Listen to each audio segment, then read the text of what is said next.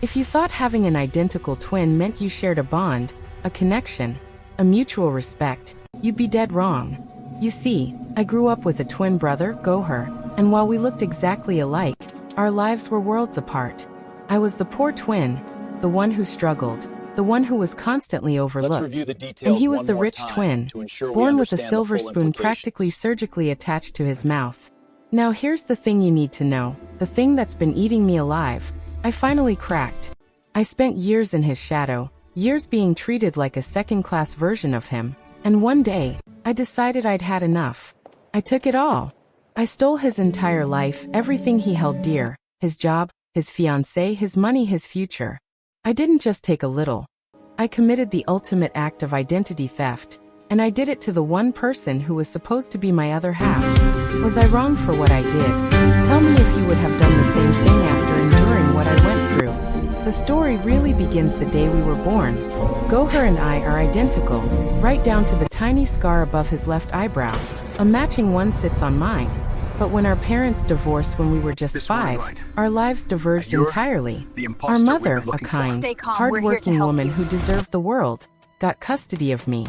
Our father, a high-powered, incredibly successful corporate lawyer, fought tooth and nail to keep Gohar.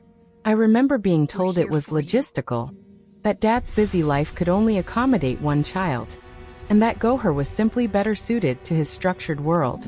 That's how the narrative started.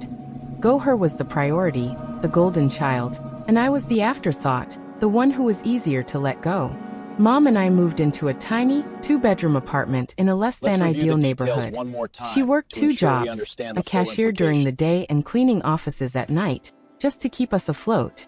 Meanwhile, Gohar lived in a mansion, attended the most exclusive private schools, and had every gadget, tutor, and luxury imaginable. We'd see each other maybe once a month for a strange Sunday lunch, and every time, the difference was a fresh, stinging wound. Gohar would casually talk about his ski trip to Switzerland or his new sports car, as I nervously watched my mother calculate if we could afford the tip. He wasn't mean about it, not exactly, but his obliviousness was almost worse. It was the arrogance of someone who never had to worry about rent or an empty fridge.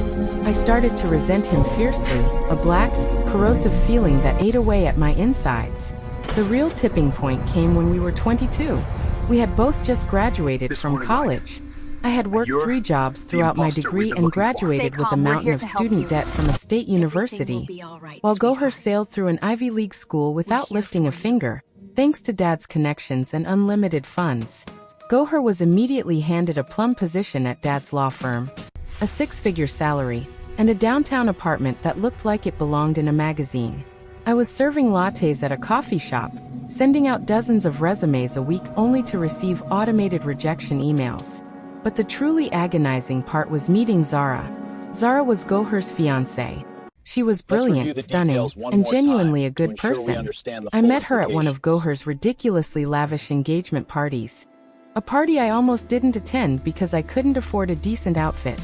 I watched them together, and for the first time, the resentment wasn't just about money or career. It was about love and a future I felt I was being robbed of. Zara and I talked for hours that night, mostly about books and art, things Gohar had no interest in.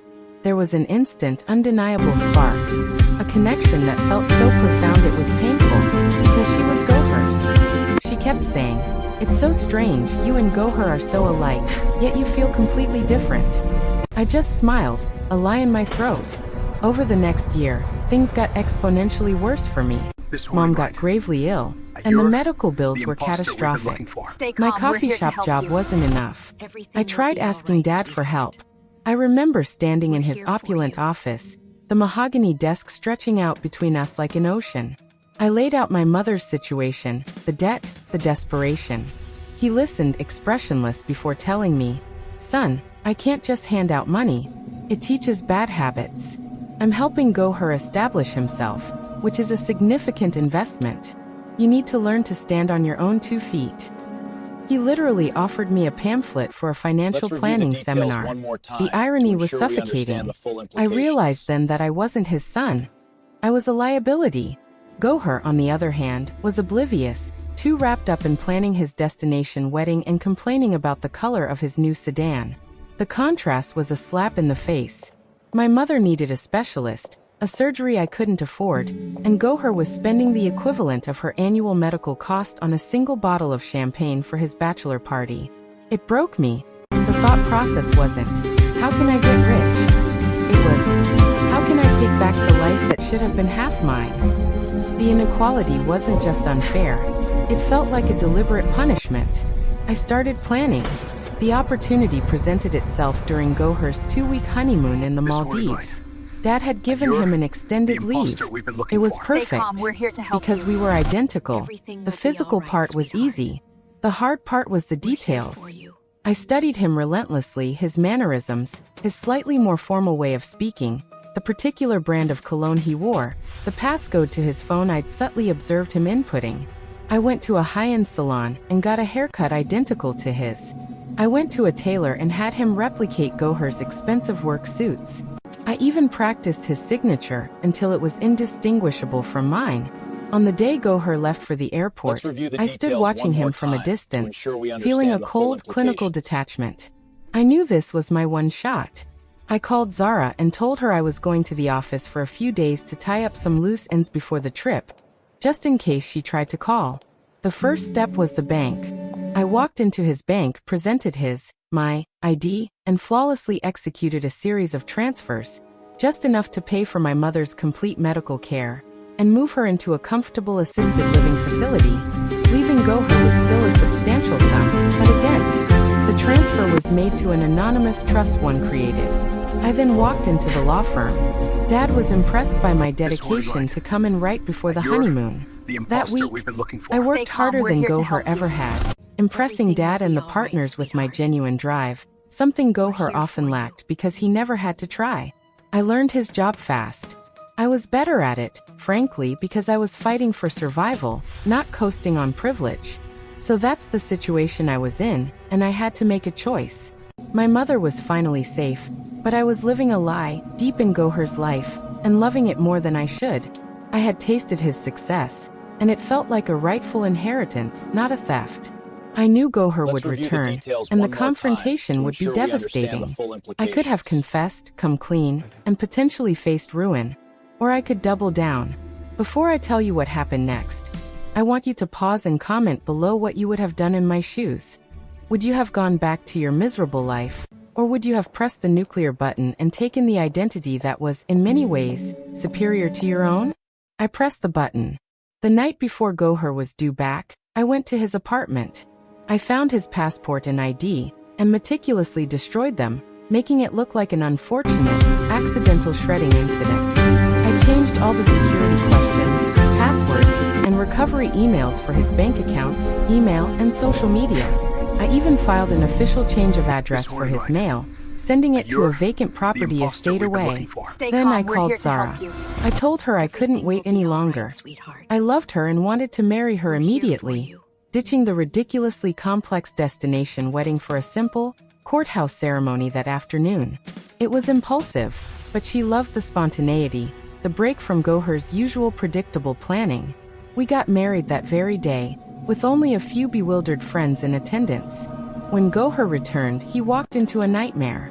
He was me, without the debt, but also without the identity or history I had carefully constructed. He had no proof of who he was.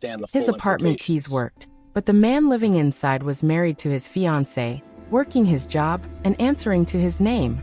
I had completely replaced him. The most crucial part was Dad. When Gohar showed up, frazzled and screaming about identity theft, Dad didn't believe him. Why would he? I was standing right there, calm, collected, and married to Zara. I even mimicked Gohar's exact reaction to stress, a slightly dismissive scoff and a roll of the eyes.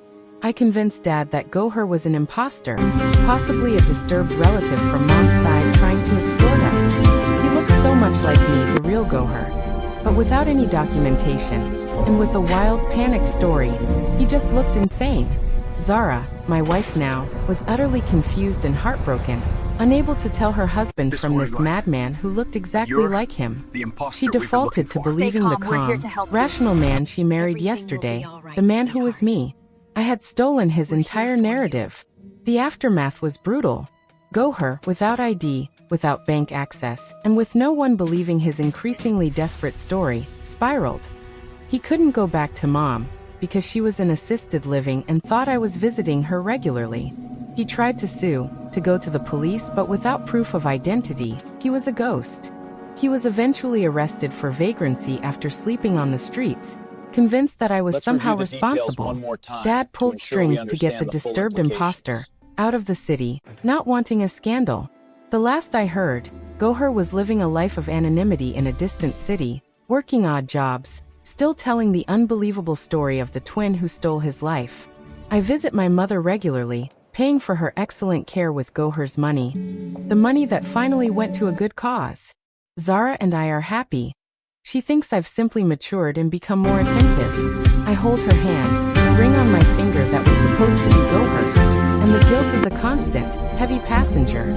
But I also know, without a shadow of a doubt, that I saved my mother's life and finally got a chance at a life where I wasn't just scraping by.